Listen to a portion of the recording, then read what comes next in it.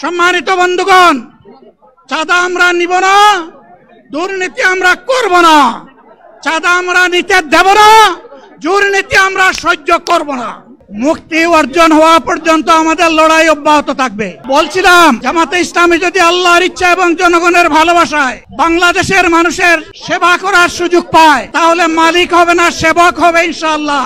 আজ আমি ঘোষণা দিচ্ছি, লক্ষ জনতাকে সাথে নিয়ে বাংলাদেশ জামাতে ইসলামী থেকে যারা আগামীতে সংসদ সদস্য হিসাবে নির্বাচিত হবেন, যদি আল্লাহর ইচ্ছায় জনগণের ভালোবাসায় বাংলাদেশ জামাতে ইসলামী থেকে সংসদ সদস্যরা নির্বাচিত হয়ে সরকার গঠন করেন, তাহলে কোনো এমপি, কোনো মন্ত্রী আগামীতে সরকার কিন্তু প্লট গ্রহণ করবে না।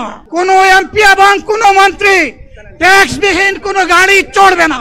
কোনো এমপি এবং কোনো মন্ত্রী তার নিজের হাতে কোনো টাকা চালাচালি করবে না। যদি তার নির্দিষ্ট কোনো কাজের জন্য বরাদ্দ পেয়ে থাকেন, কাজ শেষ হওয়ার সাথে সাথে বাংলাদেশের 18 কোটি মানুষের কাছে তারা তার প্রতিবেদন তুলে ধরতে বাধ্য হবে।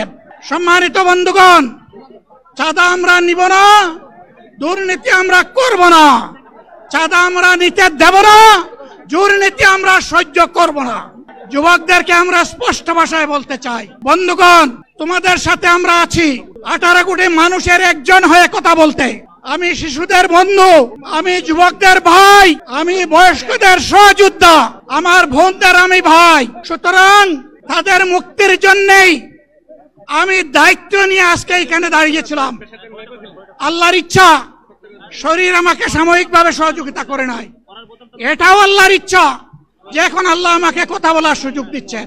আমি বলতে চাই, বাংলাদেশের নির্দিষ্ট কোন শ্রেণীর মুক্তির জন্য আমাদের এই লড়াই নয়। রাস্তার একজন পরিচ্ছন্নতা কর্মী, চা বাগানের একজন শ্রমিক, রক্ত পানি করে ঘাম জড়ানো আমার একজন রিক্সা চালক ভাই মাঠে ময়দানে বাংলাদেশের মানুষের মুখে যারা এক মুঠো ভাত তুলে দিতে চায়, আমার সেই কৃষক বন্ধুটি, আমি তাদের হয়ে আজকে এখানে কথা বলতে এসেছি।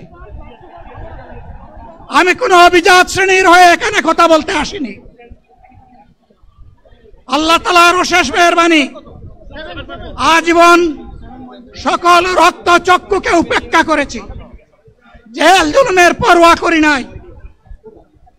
আমার আফসোস, 24 সালে জাতিকে মুক্তি দিতে গিয়ে যারা জীবন দিয়ে শহীদ হলো, আমি তাদের একজন হতে পারলাম না।